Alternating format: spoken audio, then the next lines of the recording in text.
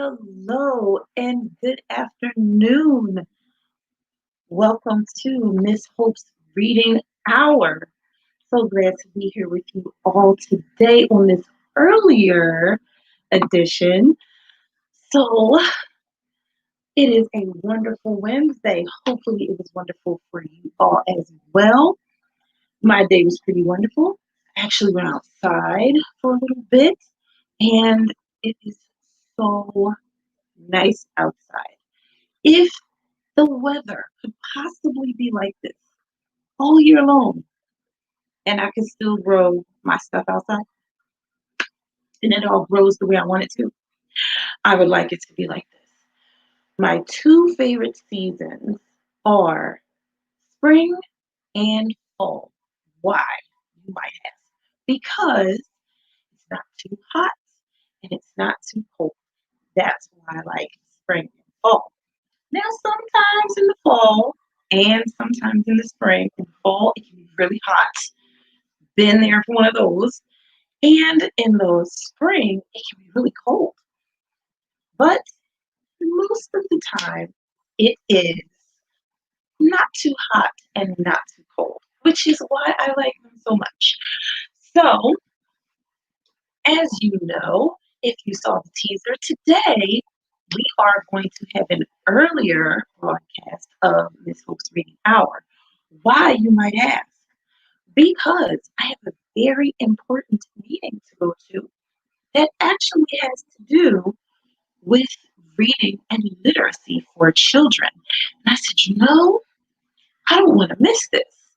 I'm like, this could be really good. And I could find out a lot of really good information for all of you who watch on this whole reading hour. So I wanted to make sure I made it because if I didn't have an earlier broadcast, I would have been still in the middle of this reading hour when it started. And I was like, what do I do? Because I got to be here for my Miss Hope's Reading Hour friends and read for all of you. So I said, you know what? We will just start a little earlier and then we will have more than enough time to get onto this very important meeting. Okay? So, my friends, hopefully you had a good day in virtual school. If you are at home doing schooling, or if you are doing a hybrid where you're going to school sometimes, then you're staying home sometimes. Hopefully, it has gotten easier and easier for you as the weeks have gone on. I can tell you for my class, it has gotten easier. Sometimes there's a lot of people on, and I'm like, oh, it's a little glitchy. But other than that, it's been a really positive experience for us as we've continued to go on with our lessons. So, if you all saw the teaser, and if you pay attention to the music that's playing, hmm, what does it remind you of? So when I was trying to pick music for today, I was like, we are going to be talking about dancing. So there's all different types of dances, but I did have two books that are more about classical dancing and ballet and stuff like that. So how many of you have wanted to be dancers of whatever kind? I always loved watching ballet because my aunt took me to see my first ballet, the Nutcracker, and it was beautiful. At first, okay, in Philadelphia, here in Philadelphia, there is a famous theater called the Academy of Music.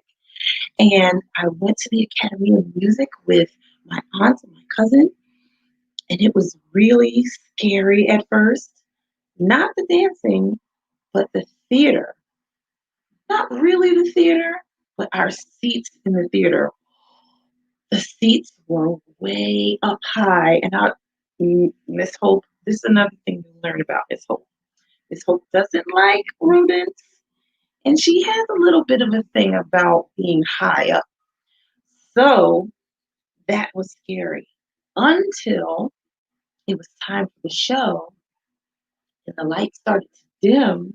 And I noticed that the chandelier didn't just change and go out, it went a little bit up into the ceiling. And I was like, whoa, that's amazing. And then when the show started, it was so wonderful. I was like, I would love to be able to do that, to dance like that and everything. So I loved it. And ever since then, I've always loved all kinds of dance, watching all kinds of dance, trying some dances. I can do some dances, okay?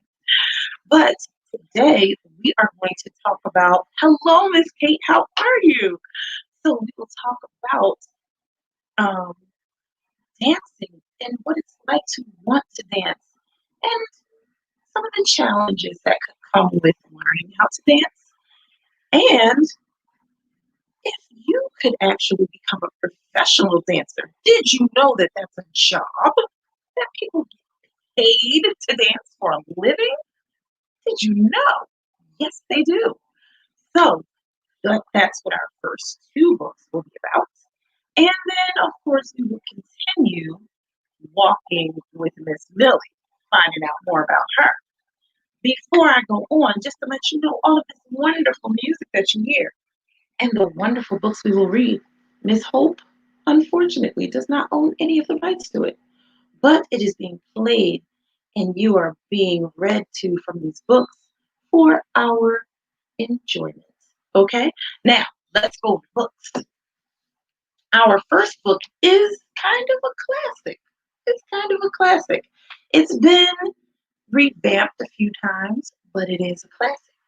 So the first book is Angelina Ballerina.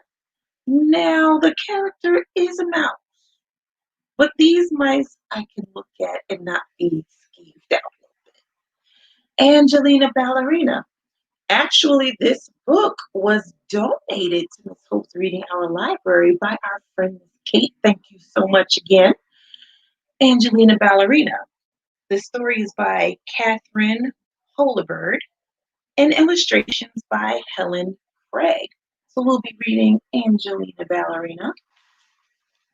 And then our next book we will read is called My Story, My Dance. Robert Battle's Journey to Alvin Ailey. Look at him. He's reaching way back. I'm always amazed at how dancers can move their bodies. This book is written by Lisa Klein Ransom, illustrations by James E. Ransom. My Story, My Dance. And then, of course, we will get right back to Walking with Miss Millie. Find out some more about Miss Millie, more about Alice and her family, and some more about what Alice can learn from Miss Millie in their new friendship. Okay? All right, let's get to our first book, Angelina Ballerina. This book also has a dust jacket, and when I take the dust jacket off, it looks the same. You always know that makes me happy. Okay? Angelina Ballerina by Catherine Holder. Come on, pages. Okay, this is a Pleasant Company publication.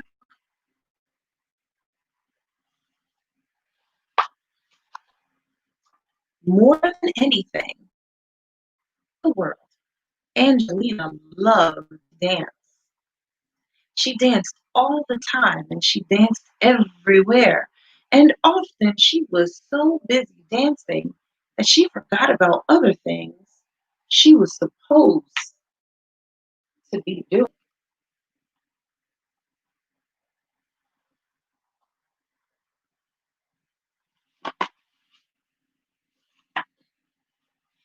Angelina's mother was always calling to her, Angelina, it's time to tidy up your room now.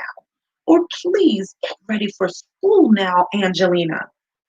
But Angelina never wanted to go to school.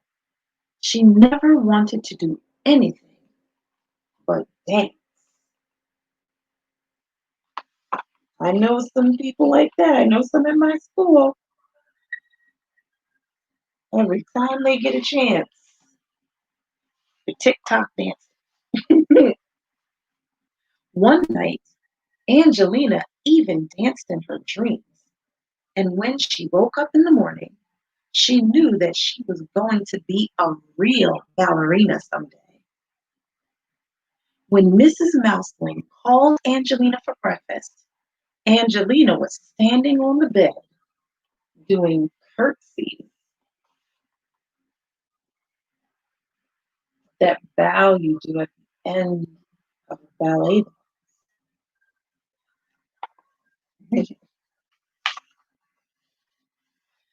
When it was time for school, Angelina was trying on her mother's hats and making sad and funny faces at herself in the mirror. You're going to be late again, Angelina, cried Mrs. Mouseling. But Angelina did not care. She skipped over rocks and practiced high leaps over flower beds until she landed right in old Mrs. Hodgepodge's pansies and got a terrible scolding.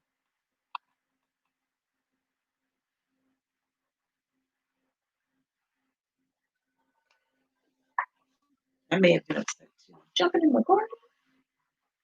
At playtime, she twirled and spun across the playground so fast that none of the little boys in her class could catch her, and they were all very cross.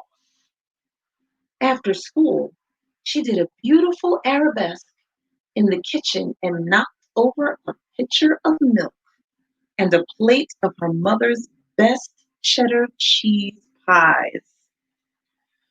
Oh, Angelina, your dancing is nothing but a nuisance, exclaimed her mother. So that is a little bad.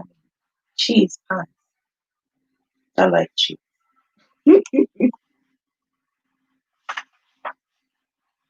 She sent Angelina straight upstairs to her room and went to have a talk with Mr. Mouseling. Mrs. Mouseling shook her head and said, I just don't know what to do about Angelina. Mr. Mouseling thought a while. Then he said, I think I may have an idea.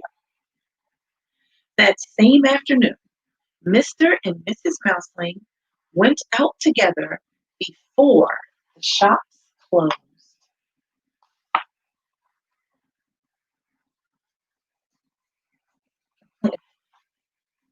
What was the idea, I wonder? The next morning at breakfast, Angelina found a large box with her name on it. Inside the box was a pink ballet dress and a pair of pink ballet slippers. Angelina's father smiled at her kindly. I think you are ready to take ballet lessons, he said. Angelina was so excited that she jumped straight up in the air and landed with one foot in her mother's sewing basket. Watch out for a needle.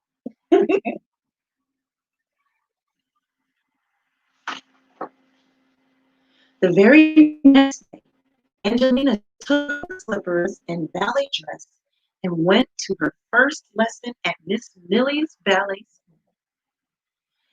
There were 9 other little girls in the class, and they all practiced curtsies and plies and ran around the room together just like fairies.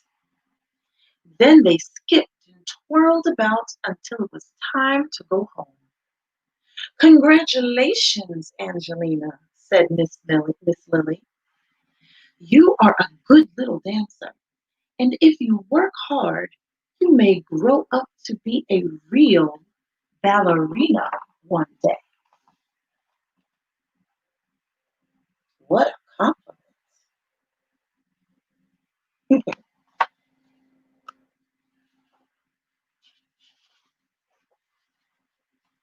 Angelina ran all the way home to give her mother a big hug.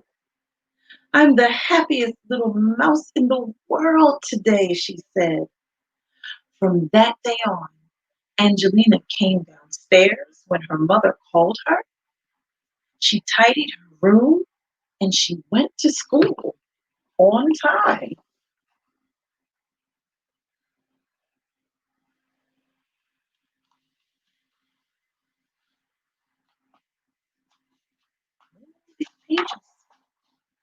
She helped her mother make cheddar cheese pies, and she even let the boys catch her on the playground sometimes. Angelina was so busy dancing at Miss Millie's that she didn't need to dance at supper time or bedtime or on the way to school anymore. She went every day to her ballet lessons and worked very hard for many years.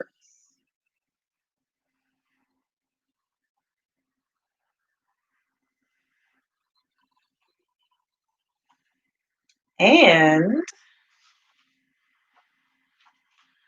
until at last she became the famous ballerina Mademoiselle Angelina, and people came from far and wide to enjoy her lovely dancing.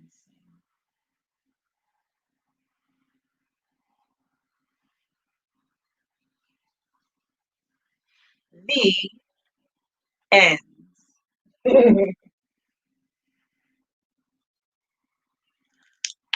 Such a good story. You know, I used to watch a cartoon based on this story, but I never actually read a book. This is a good story because sometimes when you really, really like doing something, you want to do it all the time. And it can be a nuisance to some people, but maybe, just maybe, you might need to get into a class or learn more or have more opportunities to do it. Because Angelina didn't have a lot of opportunities to dance. She could only dance at home or on her way to school or on the schoolyard.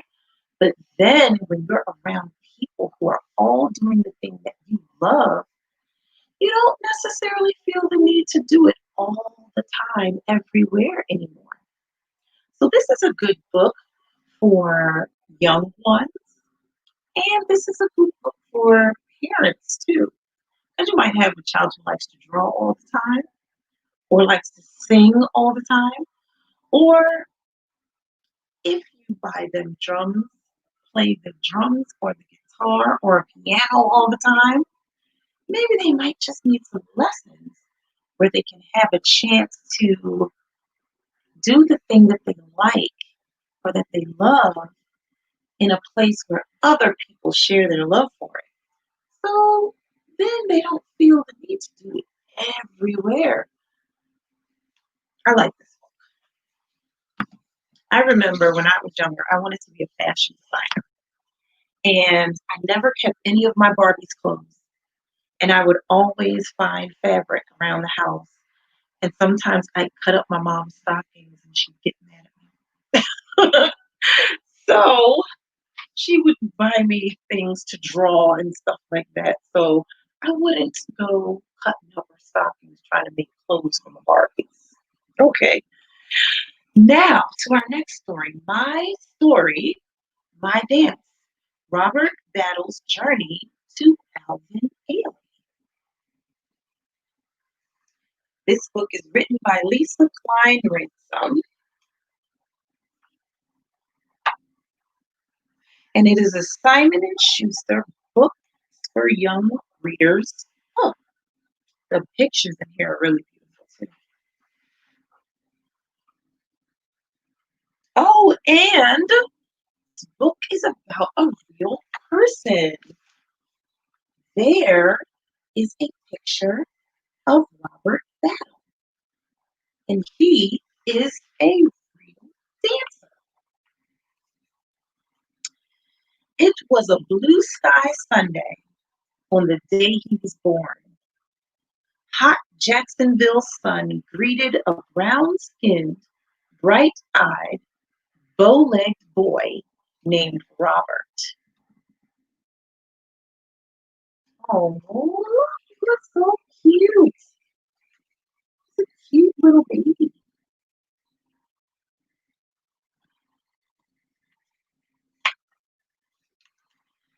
It was August 1972, and folks headed out to church service, fanning themselves to cool down in the Florida heat. But Robert's Uncle Willie and Aunt Anna made their way across town to meet their brand new baby nephew. Times were tough for Robert's mom, Marie. When Robert was when Robert was, as Uncle Willie described, no bigger than a loaf of bread, he and Aunt Anna took Robert in.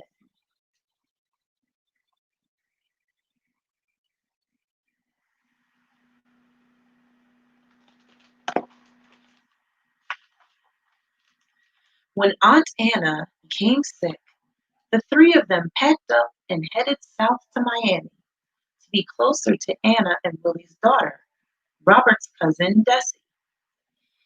In a little house in the Liberty City neighborhood, Desi was waiting with a down home family welcome. Desi taught English, wrote poetry, played piano in the church, and loved Robert like her own.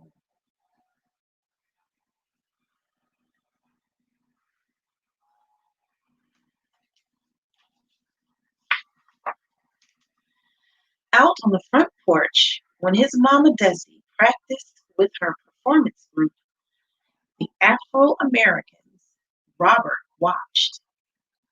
When they sang spirituals, Robert hummed along. And when they recited the poetry of Mari Evans and Maya Angelou, Robert listened.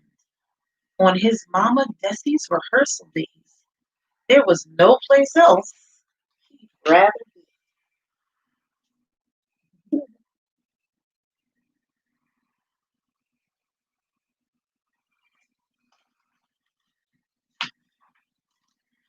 On Sundays, in the choir stand, Robert sang like a bird in his sweet soprano, while Mama Desi played hymns on the piano. This is my story, this is my song, praising my Savior all the day long.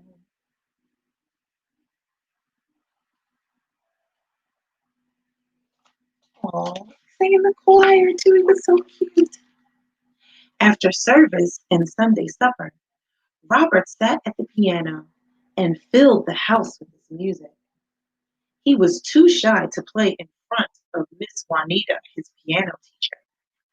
But when he was alone, his fingers glided across the keys as he happily made his own songs. In the evenings, the heavy metal braces he wore to straighten his legs slowed Robert to a stop. For years, Robert felt the pain and heard the clank of metal whenever he moved his legs. Trying to walk, he fell down time and time again until finally his legs got straighter and stronger. Wow.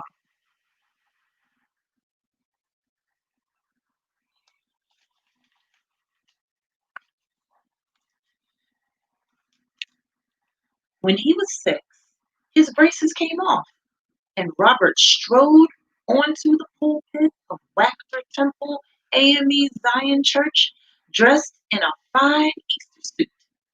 He looked out and saw his Mama Desi and Uncle Willie and the faces of everyone in his church family. He took a deep breath and recited a poem his mama Desi had taught him. My name is Robert Battle, and I stand 6 feet tall, and I just came to say Happy Easter Day. Amen, said the congregation when Robert returned to his seat, and he blushed with pride. In that moment, Robert knew that being on stage gave him a confidence he never thought he had.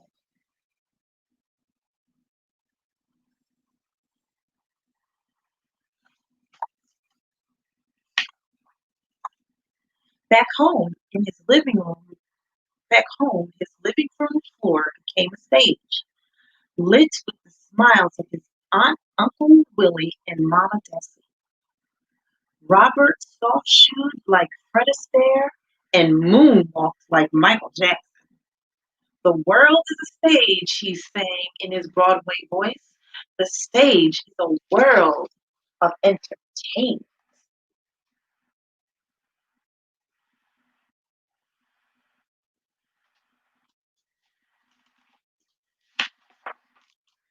Outside the comfort of church and the haven of home, Robert was called names that hurt worse than his leg braces had ever hurt. His mama Desi wanted him to be safe on Liberty City streets. So at the age of 12, Robert began to study martial arts. He spent hours practicing katas and his arms and legs slicing through the air, his feet stepping and stomping. Now, when he walked the streets of Liberty City, Robert felt safer, imagining he was a black belt warrior like Bruce Lee. He found calm and discipline and courage in his growing strength. But the best part was that karate sounded like music and felt like dancing.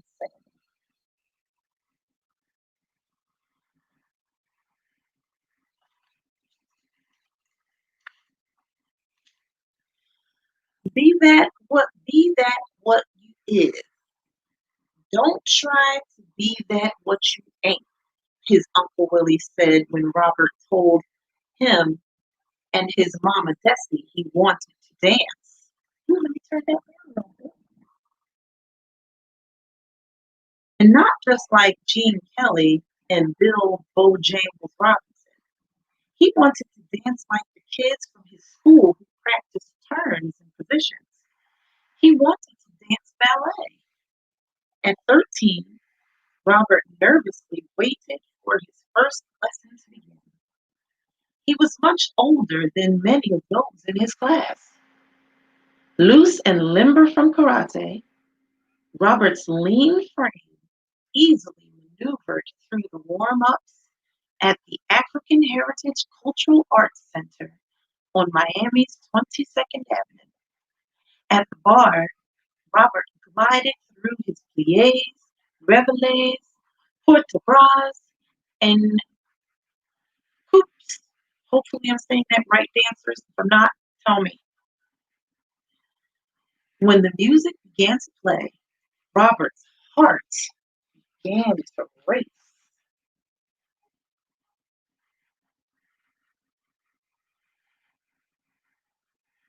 And I have some dancer friends. They'll tell me. As a freshman at Miami Northwestern High School, Robert signed up for the after school dance program. He'd been dancing for 2 years at the Art Center, and he knew that most dancers started training before they were 5 years old. In his dance class, Robert was the first to arrive and the last to leave. He knew he had a lot of catching up to do. Mrs. Nunez, a former New York City ballet dancer and a partner in Miami's Caracas Ballet, strode into the dance studio small and serious. As she began their first lesson, something about the tall young man in the back row caught her eye. Robert had something special. She filled his arms with dance magazines and books on ballet.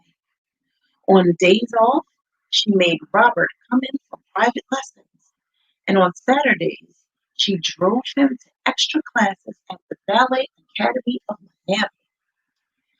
He didn't have time to moan about his aching muscles or groan about wearing tights. During a break, Robert finally got up the nerve to ask the question that had been on his mind. Do you think I can be the first black Baryshnikov? He asked shyly, hoping to someday perform like the famed Russian ballet dancer he'd seen on television and in magazines. You can be whatever you want to be, said Mrs. Nunez, and turned the music on to resume the lesson.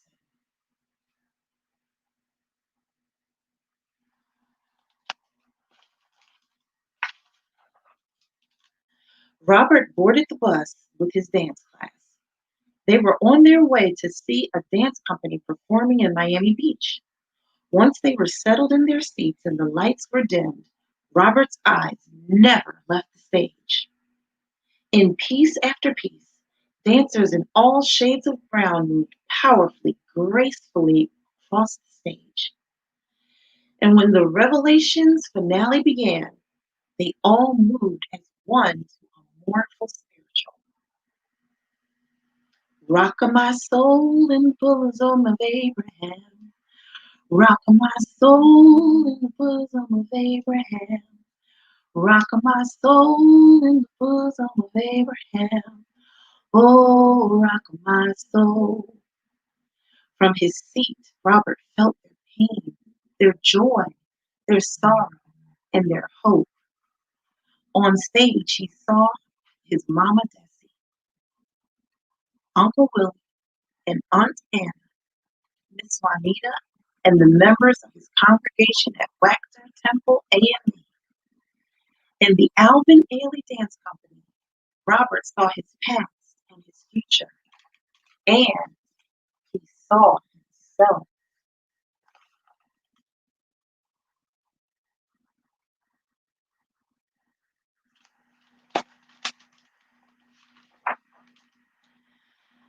The New World School of the Arts in Miami was holding auditions for high school students, and Robert was not going. I'm going to stay here with you, he told Mrs. Nunez, feeling she was the best dance teacher he could ever have. Robert finished his rehearsal, but Miss Nunez was waiting. You're going to the New School of the Arts, and I don't want to talk about it. They worked day and night on his audition piece, perfecting his jumps and turns. And when the day finally arrived, Robert worried he'd forget everything he learned. When Robert received an acceptance letter, he felt as light as he had when his leg braces first came.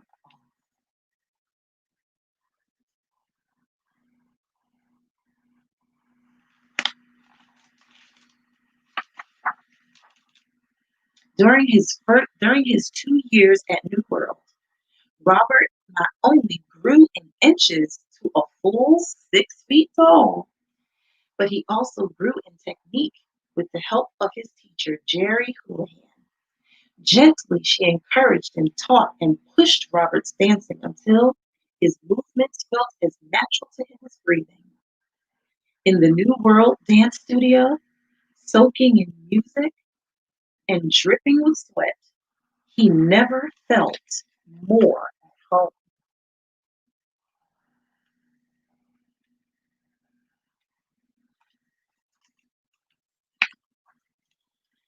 You take care of yourself, boy. Remember that head is not just a place to hang a hat, Uncle Willie instructed.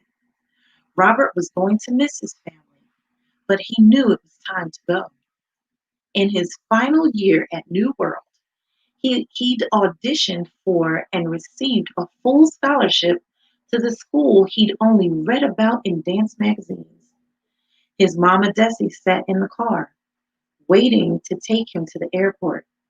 Robert was off to New York to dance at the Juilliard School. That is a very prestigious school for dance and arts in New York, filled with the world's most promising actors, musicians, and dancers. Juilliard sat between Amsterdam and Broadway on West 65th Street. In August of 1990, Robert arrived loaded with suitcases and fears about whether all the training he received back in Florida would be enough here in New York. When he began creating his own dances, he listened over and over to critiques and criticisms. But from his teachers, Bessie Schonberg, Elizabeth Keene, and Benjamin Harkavy, he learned that dance was a way to tell his own story.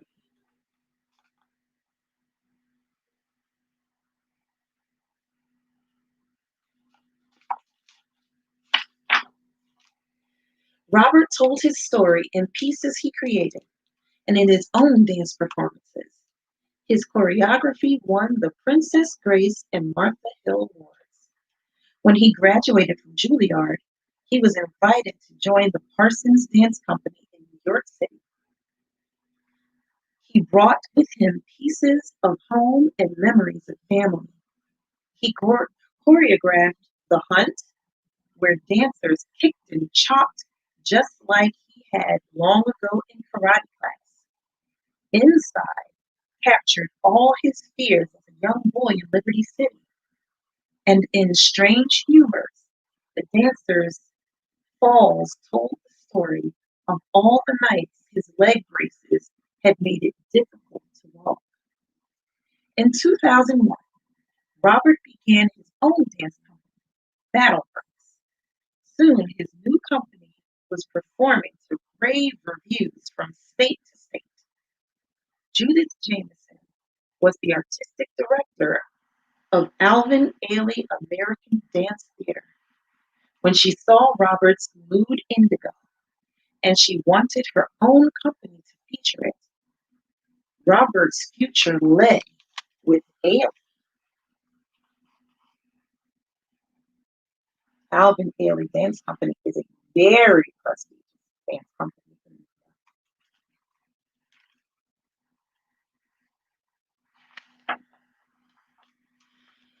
On a blue sky summer day, 10 years and 11 dances later, Robert began as the new artistic director of Alvin Ailey. As Robert stepped on stage at the crowded theater on July 1st, 2011, he looked out and imagined the faces of his Mama Desi, Uncle Willie, and Aunt Anna, Miss Juanita, the congregation at Wachter Temple AME, Mrs. Nunez, Jerry Houlihan, his Juilliard teachers, and Judith Jamison. In the audience, he saw his past, his present, and his future, and he saw himself. Robert stepped forward, opened his arms to the audience, and welcomed each and every one like family.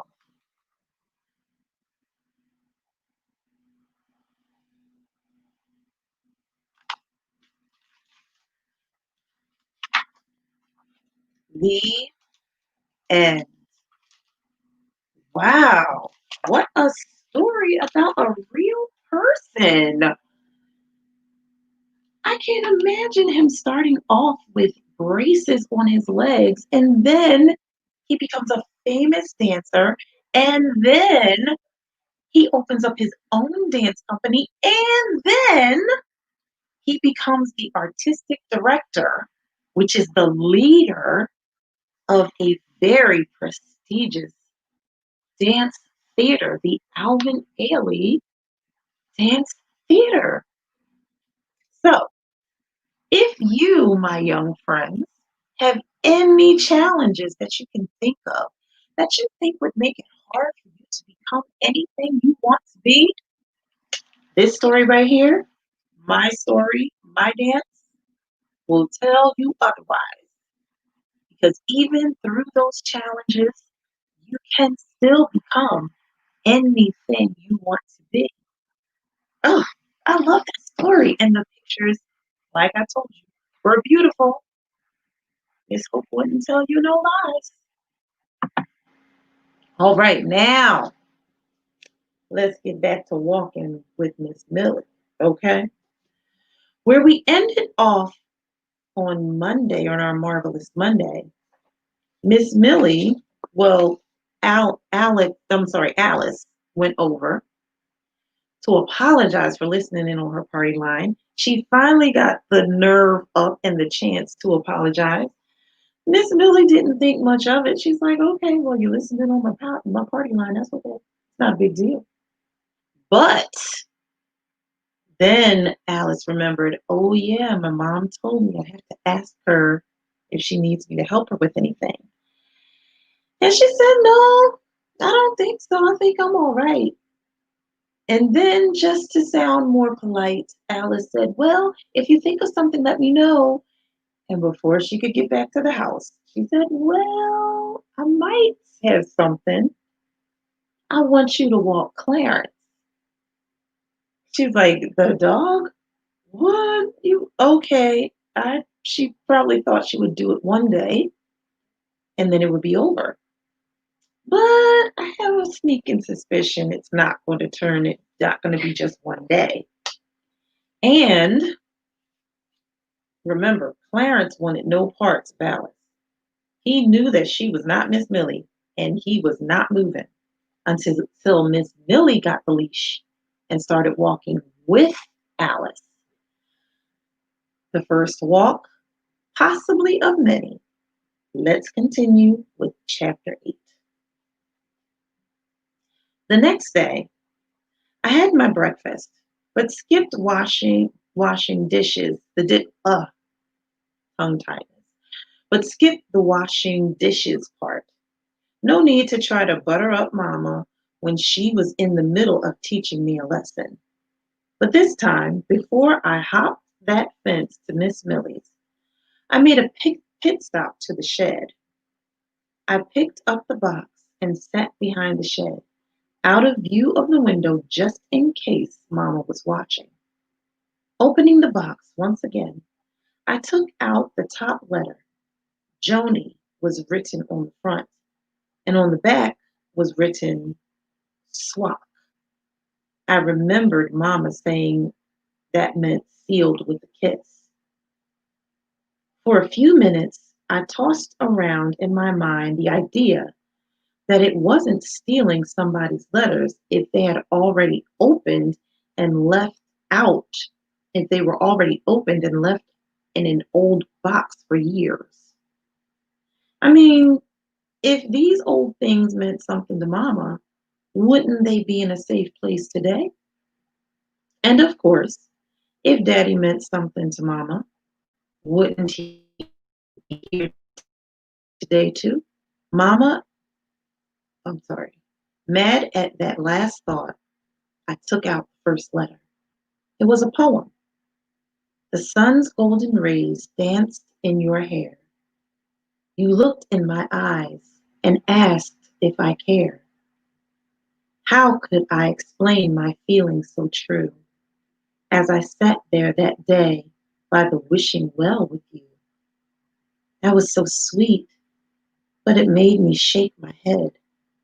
I didn't even know Daddy liked poems or that he could write them. When Daddy called, maybe I could ask him about it. I stuffed the letter back in the box and the box back in the shed, and I walked across to Miss Millie's. I hopped over the fence and waited to hear if there was any sign of Clarence. I wasn't afraid of him like the day before, but still, I didn't want to set him off on a barking fit. I didn't hear any barking, but I did hear something else coming from the house. And this sound sounded good. Music.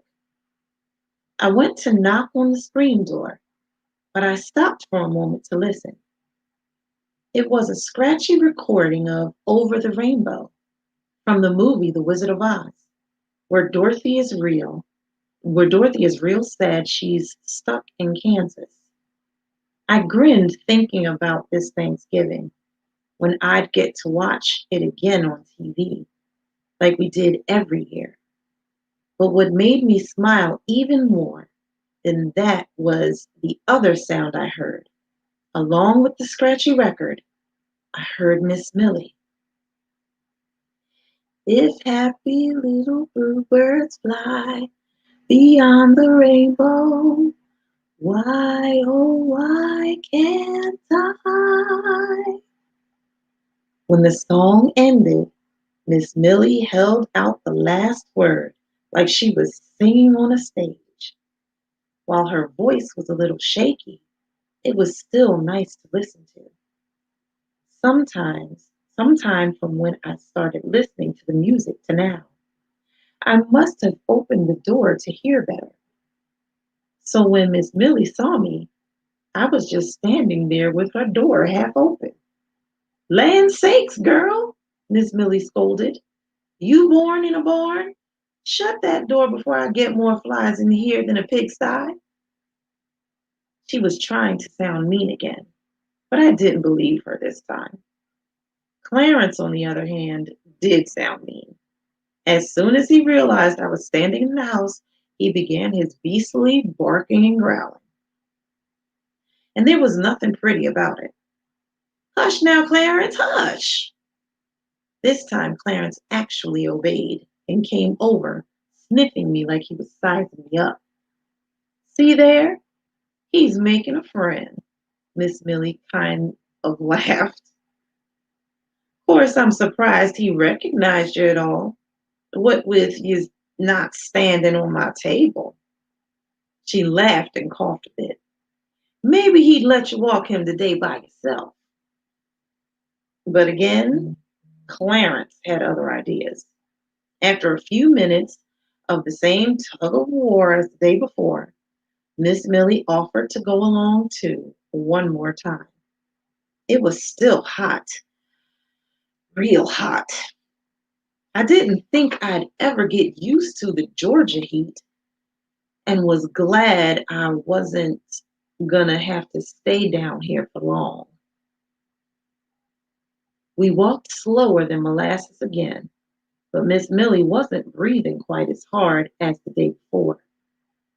As a matter of fact, she was whistling over the rainbow, walking and whistling, just like she was perfectly capable of walking her own dog. She was holding the leash, and I was just walking slow beside her, feeling pretty useless and sort of mad that I even had to be there. All of a sudden, Miss Millie stopped and turned to me. I started worrying I had said that last part out loud and hurt her feelings. She just squinted her eyes so they disappeared as she looked at me. Alice, girl, I owe you an apology. I didn't know what to say, so I just stood there looking at her. Yesterday, I butted into your family business when it was no business of mine. I'm sorry for what I said about your daddy. I'm sure he's a fine man. Didn't that beat all? I sure wasn't used to adults apologizing for having opinions, so I stammered a bit. That's okay. I'm sure if you knew Daddy, when he comes, maybe you can meet him. Miss Millie looked sad as she answered, Hmm.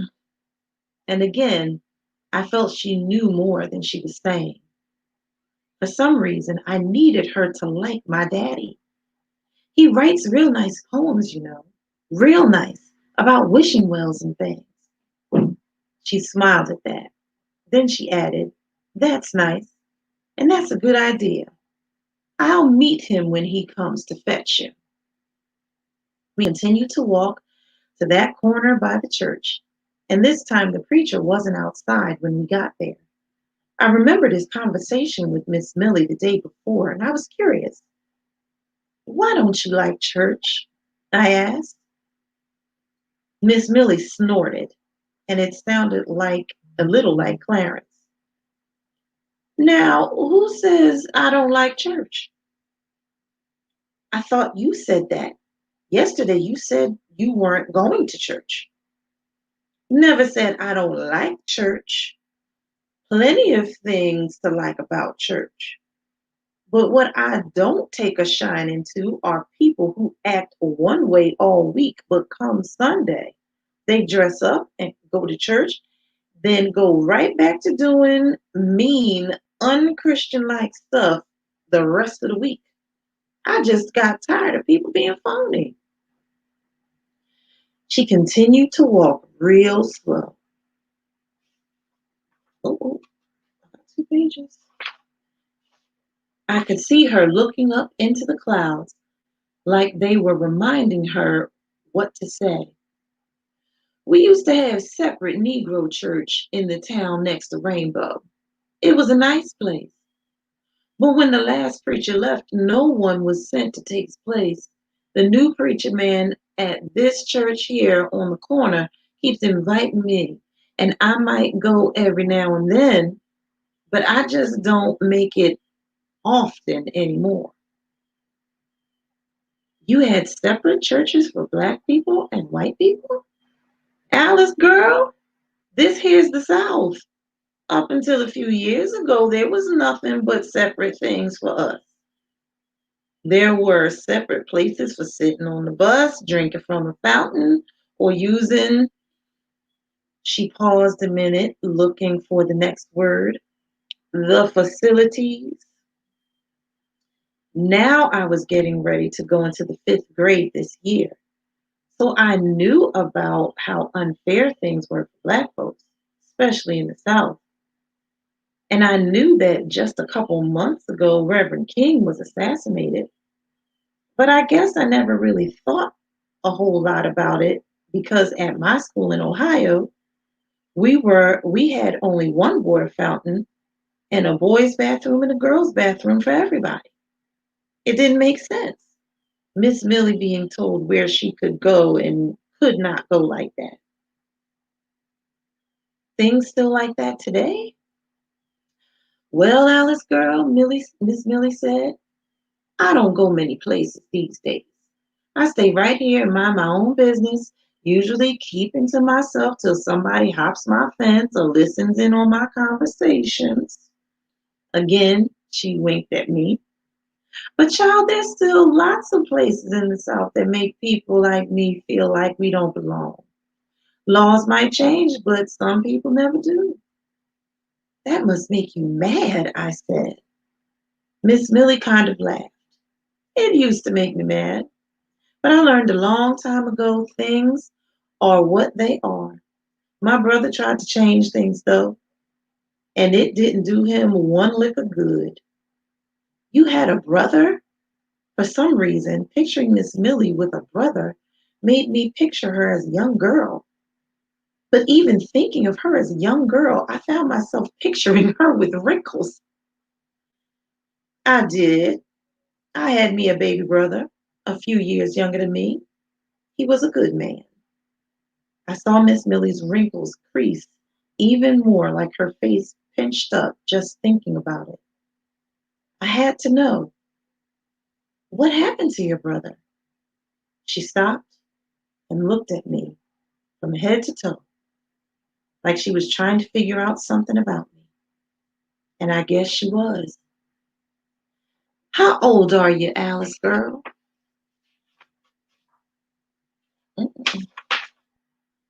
I stood up straighter, like that would make a difference.